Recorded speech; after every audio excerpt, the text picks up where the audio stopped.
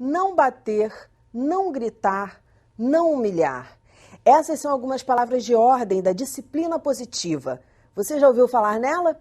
É um caminho de muito aprendizado e do exercício constante do verbo amar. Esse é o assunto do nosso programa de hoje. Então fique ligado porque está no ar o Educação.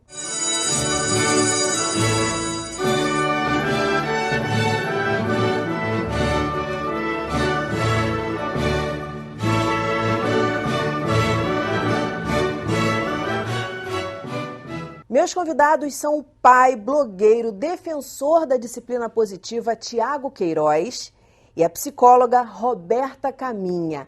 Muito bem-vindos ao programa. Tiago, eu queria que você começasse explicando um pouquinho o que é isso, o que é a disciplina positiva. Tá.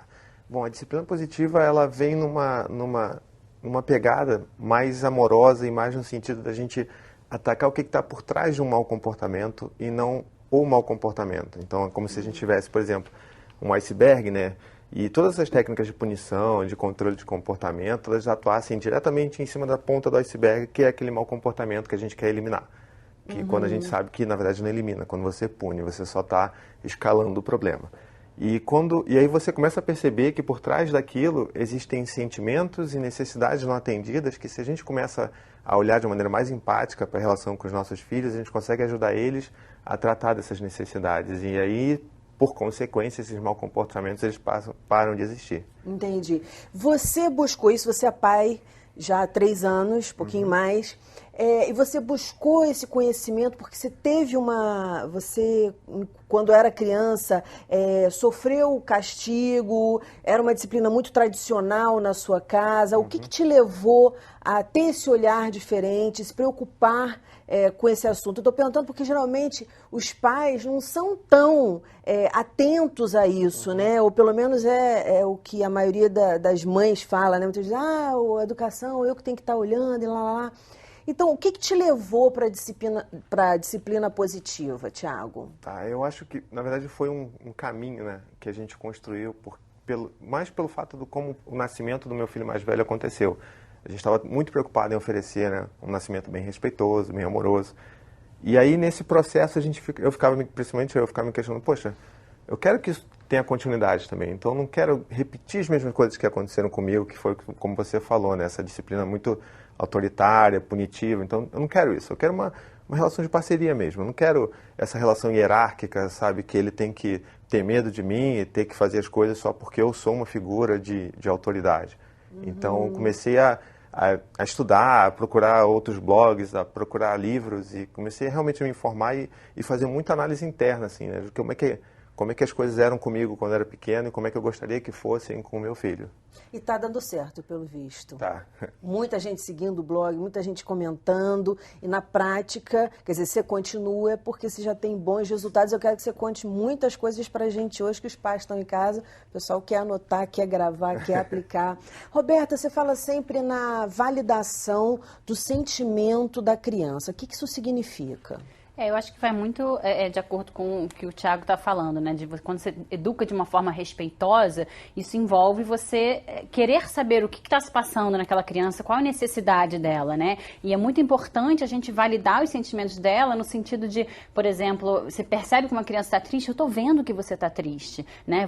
Porque ela vai gerar uma segurança para ela saber que ela está sendo ouvida, né? Saber que ela está sendo reconhecida, que ela está tendo uma voz, né? E tem uma coisa que é muito importante, que muita gente desconhece, que se chama regulação emocional, né? O que é a regulação emocional? É você validar, você ajudar a criança a reconhecer essa emoção que ela está sentindo e ensiná-la a lidar com isso. Então, por exemplo, a criança que está feliz, mas você ensinar ela a lidar com aquilo sem ela ficar completamente eufórica e perder a atenção e perder o foco, ela se desorientar. É uma criança que está, enfim, com dificuldade de fazer alguma coisa, você ensinar ela a lidar com aquele sentimento de frustração, mas para que ela não se desmotive a continuar fazendo, para que ela continue tentando, né? Então, você dar as ferramentas para a criança aprender a lidar com as emoções que estão ali, né? E uma coisa importante também, eu acho, que tem a ver com nosso processo de autoconhecimento também, né?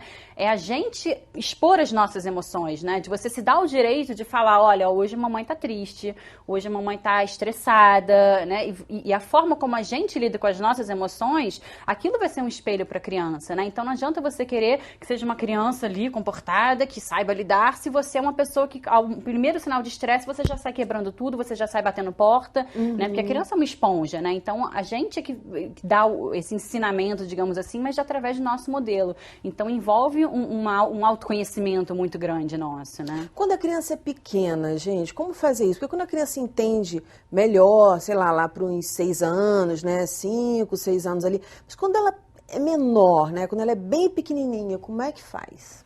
Bom, acho que é justamente aí que entra, acho que um dos papéis mais importantes da disciplina positiva, né? E do pai e da mãe nessa construção de saber nomear os sentimentos, né? Porque é o que você falou, a criança de 2, 3 anos não sabe o que ela está sentindo. Então ela sente aquela onda de raiva que toma conta dela e ela não consegue controlar aquilo, ela não sabe nem o nome daquilo, então a gente ajuda ela a nomear aquilo, né? Então a gente fala, filho, você está com muita raiva, tipo, eu tô vendo que você está com raiva, e passa muito pela validação que ela falou, né? Tipo, você reconhece aquilo, a criança, no momento ela começa a entender que aquilo é raiva, ela começa a entender quando ela está muito eufórica, ou então ela começa a entender que ela está frustrada. E isso já desde os primeiros anos de vida, isso tem um papel importante sobre como que ela vai se autorregular, né, ao longo da vida. Então ela vai, hoje, por exemplo, o meu filho que tem 3 anos, ele já tem esse tipo de conversa comigo, né? Então ele me percebe às vezes um pouco mais, sabe, na minha, meio carrancudo assim, ele vem perguntando, papai, você tá bravo? E aí eu falo, não, filho, tô bravo, porque hoje eu tô muito cansado e sabe, o chão tá sujo, eu tenho que limpar tudo, você me ajuda? E aí ele vai e ajuda, e aí depois fala assim, olha papai, agora você tá feliz? Então ele já começa a não só reconhecer o que ele sente, mas o que as pessoas ao redor dele também, né? Então a gente ensina também a empatia através do modelo. Nesse tempo todo, você educando seu filho, Tiago, me fala assim um momento que foi muito desafiador para você. Me dá um exemplo assim de algo que ocorreu, que foi bem desafiador, mas que você conseguiu aplicar a disciplina positiva. Ou não conseguiu e depois aprendeu como lidar. Eu acho que para mim o mais desafiador foi um período mais ou menos de 1 ano e 4, 1 ano e meio que ele tinha, que ele não sabia verbalizar as coisas. Então essa comunicação não dava para ter muito fluente, né? Então a gente tinha que ter muita paciência para poder dizer para ele o que precisava fazer, para poder, né, orientar ele no que ele precisava fazer, sem ter que recorrer a esses ranços que a gente tem, né, de agressividade, de falar alto, né, de se impor através do medo. Então coisas tipo, você está muito cansado de volta do trabalho, está dando comida para o seu filho e aí ele joga a comida no chão. Aí você tem que, e aí? Sabe, dar aquela respirada assim. Você sabe que quando ele crescer, ele não vai jogar arroz quando ficar chateado, sabe? Ele não vai ser um adulto que vai no restaurante e jogar arroz no chão. Então, ótimo pensamento, uma estratégia boa. Você pensa a longo prazo, né? Você sabe que, aquilo é pequeno, perto da vida toda que você quer construir com o seu filho, né? Então, mas é desafiador, bastante. Caramba. Eu acho que isso é legal, Dani, essa coisa do longo prazo, a gente pensar que é nesse momento, na infância, que a gente está dando para crianças bases emocionais para a vida inteira, né? Para ser um adulto que vai saber escutar um não de um chefe, um adulto que vai saber lidar com alguma angústia, né? Então é importante a gente pensar a longo prazo e até na hora do estresse ali, né? Para você poder se regular, né, para poder passar isso para a criança. Como é que você faz? Nesse momento, a mãe e o pai devem dar algum limite no sentido de... Porque muitos podem estar pensando assim, caramba, mas é de pequeno que se ensina.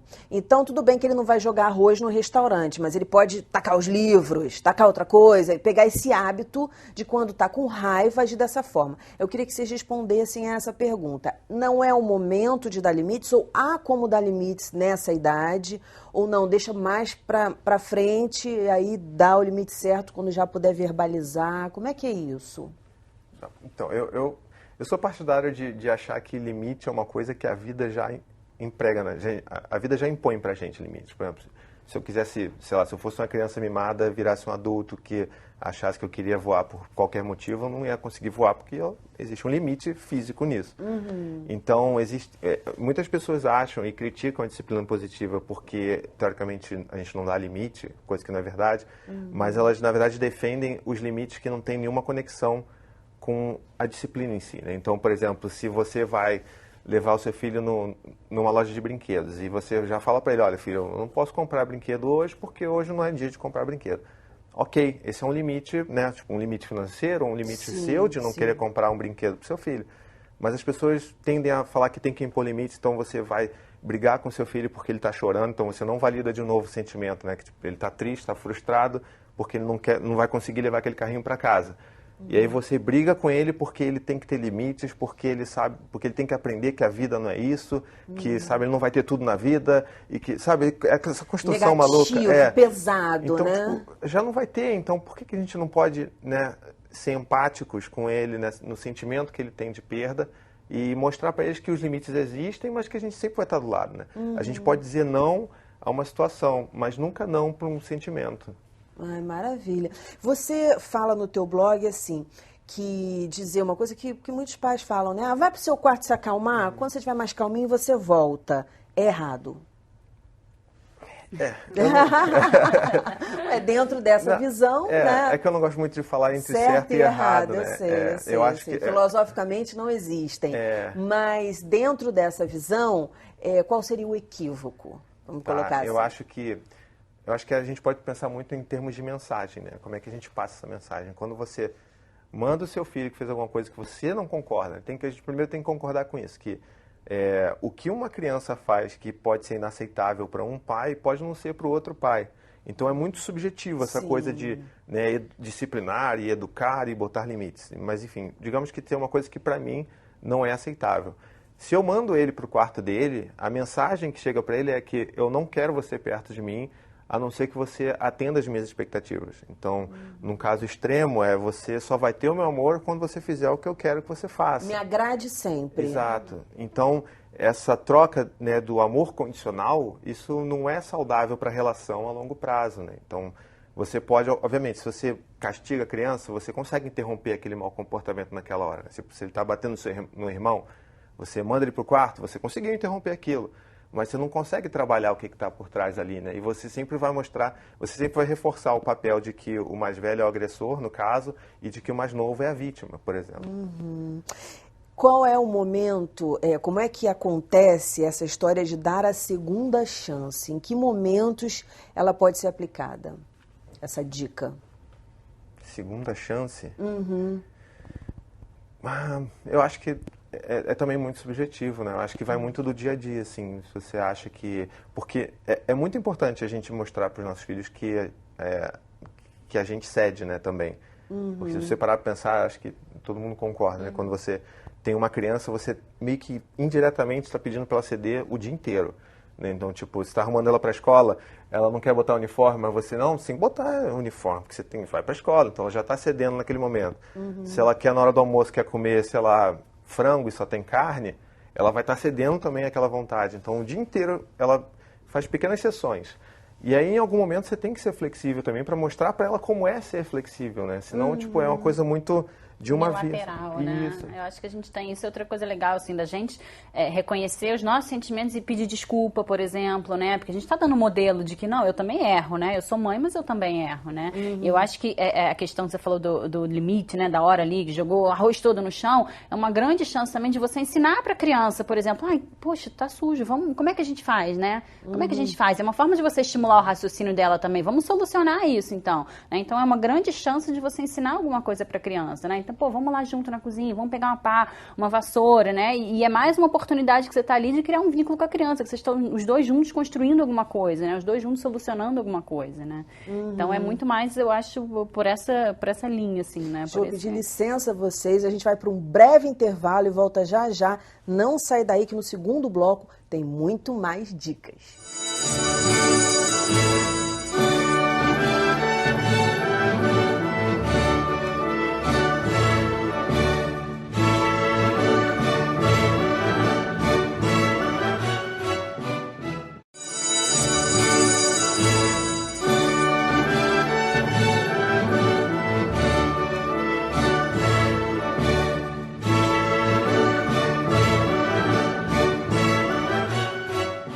Educar com respeito envolve muita conversa interna e autoavaliação constante. A frase é de um dos meus convidados de hoje, o pai blogueiro seguidor da disciplina positiva, Tiago Queiroz. Tiago, o que significa dar uma pausa antes que a situação saia do controle? Como é que é esse termômetro e que pausa é essa? Tá, isso é muito legal, porque a gente está falando muito de respeitar a criança, né? Mas a gente não fala muito de respeitar nós mesmos, né? Então, quando a gente fala em dar pausa, é porque é importante também dar um tempo pra gente, né? Porque nós também temos nossos sentimentos fortes, nossos sentimentos negativos, nossa raiva. Então, às vezes é muito melhor a gente se respeitar e ter esse momento para respirar, para tentar voltar um pouco, o raciocínio, voltar um pouco para dentro do corpo, e aí sim a gente conversar com os nossos filhos, do que agir por impulso, fazer alguma coisa que você provavelmente vai se arrepender depois. Então é mais ou menos isso. Você dá até a técnica de respiração. Respirar longo é para relaxar e o rápido é para energizar. Não tem um negócio desse que você fala no blog? Isso. Eu falo sempre, Dani, desculpa te interromper. Nada. Quando assim, tá o casal, o pai e a mãe em casa, tá ali numa situação de conflito, não tá conseguindo lidar, olha, assume aí, vou lá, deixa eu ir lá, dar uma respirada, voltar, aí você volta, né? Porque senão você começa uma bola de neve, né? Porque aí você vai responder cada vez mais alto, a criança responde mais alto, então assim, se respeita nesse sentido de você saber o seu momento de se autorregular, de não, calma, deixa eu dar uma respirada, né, para poder me centrar novamente para lidar com a situação, né? E, gente, tem como resolver o problema em conjunto? Como é que é isso? Queria que vocês falassem um pouco dessa experiência. A Roberta também é mãe, né? Como resolver algo que está acontecendo ali junto com eles? Vamos lá. Bom, eu acho que quando a gente resolve um problema em conjunto, a gente aumenta as probabilidades de todas as partes manterem aquele acordo, né? Então, se é uma decisão, se é uma solução criada em que a criança foi participada, ela vai se sentir, né, autonomia, ela vai se sentir importante, empoderada, a ponto de, vou fazer isso porque eu participei disso. Então, isso também é favorável a mim. Dá um entendeu? exemplo, gente, disso. Eu acho que, por exemplo, sei lá, alguma regrinha dentro de casa. Em casa a gente não grita. Aí um dia você grita mais, a minha filha já vem... Você está gritando. Tem então, essa assim, regra na tua casa, Roberta? não tão formalizada, mas assim, eu costumo sempre falar, não, aqui a gente não grita, a gente fala, né, direito, respeita o outro, né? Então você vê que a criança começa a ficar ligada, né? Minha filha tem 4 anos e meio já, então ela já fica ligada nessas coisas, né? Então quando você envolve o outro, você tem a chance maior dele estar respeitando aquilo, porque ele fez parte daquilo, ele construiu aquilo junto com você, né? Então é muito nesse sentido. E é uma coisa que eu sempre falo aqui, o pessoal até brinca, né? Que eu falo no final do programa que educação, se você não se envolver, não rola, porque não rola mesmo. E o Tiago, você fala de uma coisa interessante, por exemplo, a criança está em casa querendo escalar não sei o quê, e aí você diz, não, tem grade lá na praça, ou tem grade no parquinho, ou tem, enfim, vamos lá para fora, vamos brincar. Essa disponibilidade tem que ser muito grande, né, e muito profunda. E eu queria que você falasse de outras dicas para os pais que estão em casa, de outras situações assim que você pode negociar, né? Mas, claro, isso vai demandar envolvimento, isso vai demandar energia para aquela situação. É aquilo, né? Você tem que entrar de cabeça mesmo, não dá para você...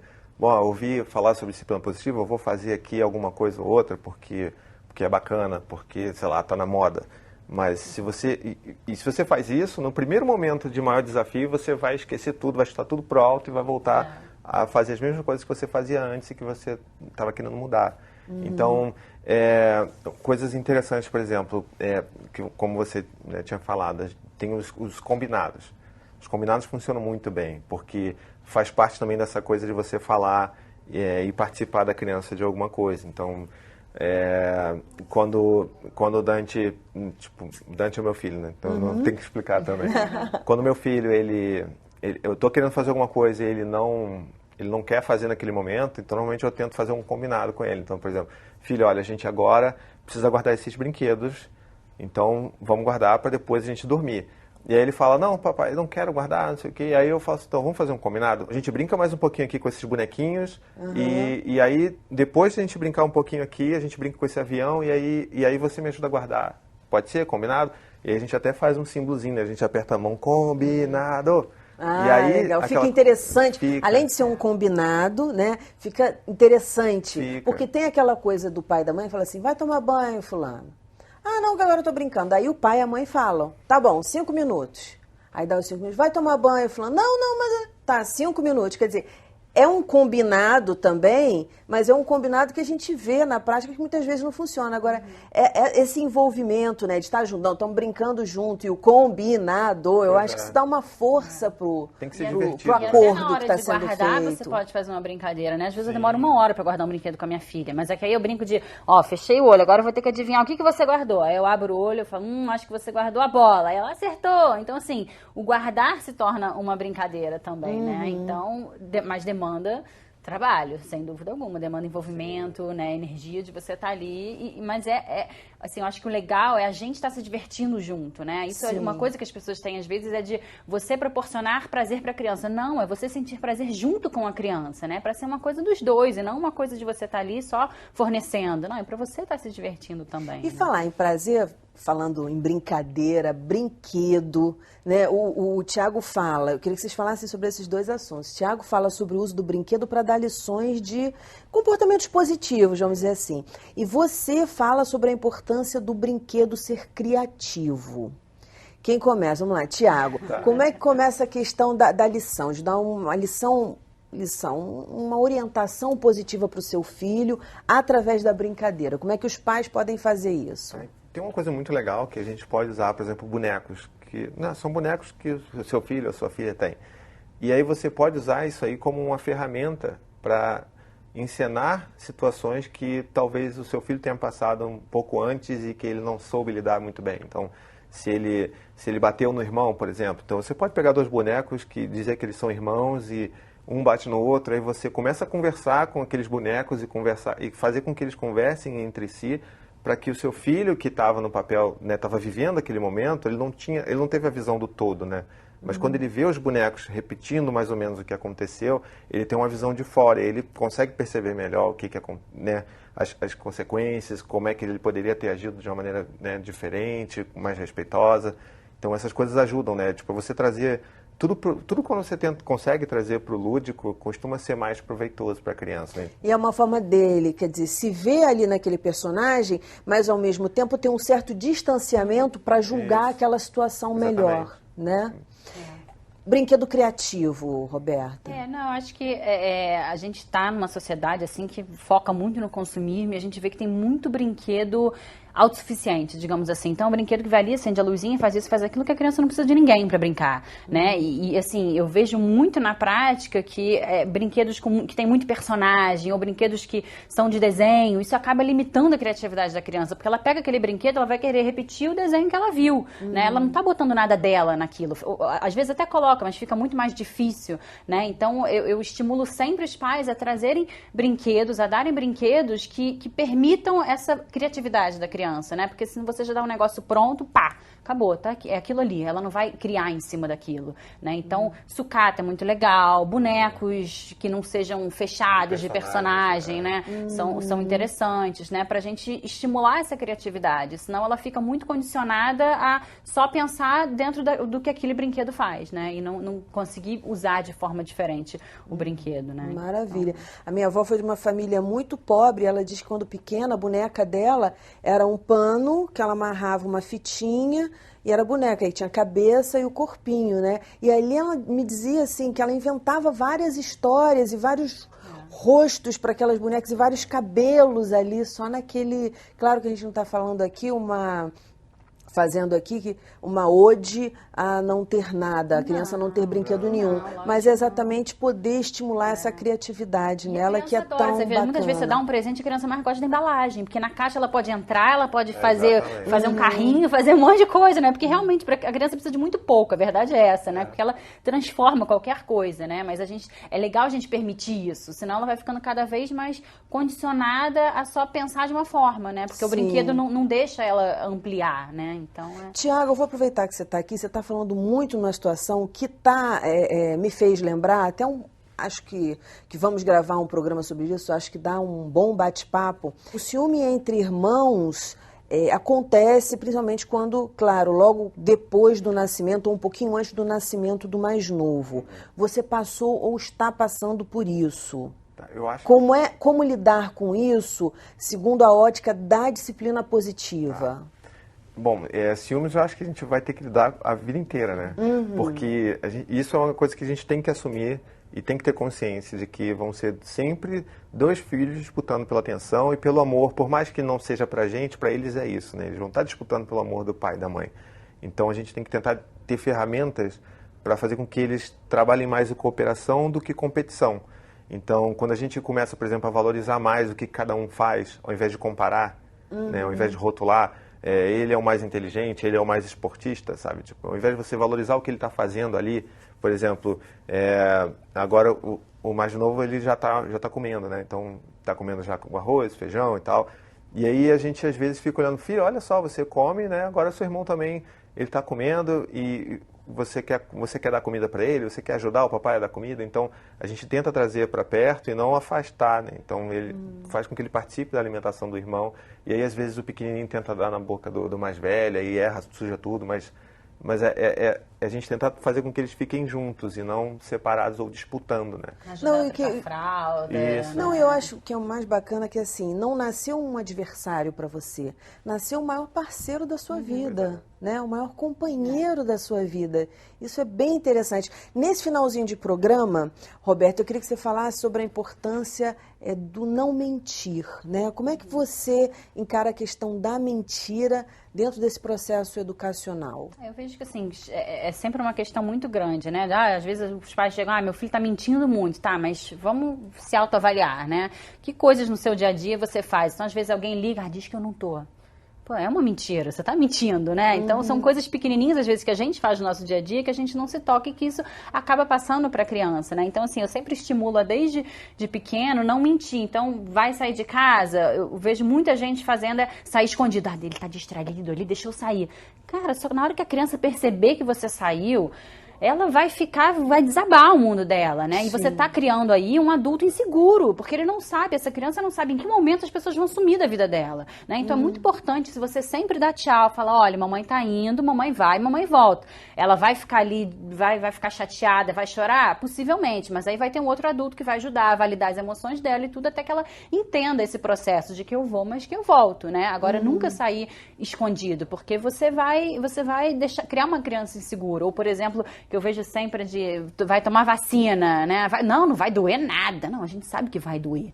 Olha, vai doer, vai ser uma picadinha, mas depois vai passar. Porque se você fala que não vai doer e a criança sente uma dor absurda, você tá perdendo acabando a confiança, com a confiança, né? Então é muito importante sempre estabelecer essa relação de confiança, né? E assim, eu acho legal a gente falando aqui, né? Eu como mãe também, aí pode pensar, nossa, mas isso é um mundo, né? Com a disciplina positiva, ou pensar dessa forma, são perfeitos. Não somos perfeitos, entendeu? A questão é que eu acho que o fato da gente se autoavaliar o tempo todo, várias vezes ao longo do dia eu erro, mas aí eu paro e falo, putz, podia ter feito daquela forma, ou que, né, da próxima vez eu vou tentar fazer de outra forma. Esse nosso julgamento, eu acho que é o nosso processo também, né? Eu acho que isso é que... Gente, eu quero agradecer muito a presença de vocês. Quero fazer um convite aqui para vocês voltarem. Tem muita coisa para a gente falar. Eu tenho certeza que quem está em casa, mentira mesmo, eu tinha um monte de pergunta para fazer, mas não vai dar para fazer hoje. Então, quero que vocês voltem aqui mais uma, 2 vezes, quantas forem necessárias, para contar as experiências de vocês, explicar um pouco mais para mim e para quem está em casa sobre a disciplina positiva. Convite a... Aceito. Aceito? Muitíssimo obrigada. Parabéns. Sucesso para vocês aí nessa luta. O nosso programa está acabando. Se você quiser ver novamente, basta acessar o site www.tvalerj.tv e fique ligado no recadinho da garotada que vai aparecer aí juntinho com os créditos. Educação, se você não se envolver, não rola. TV Alerj, o canal do povo fluminense.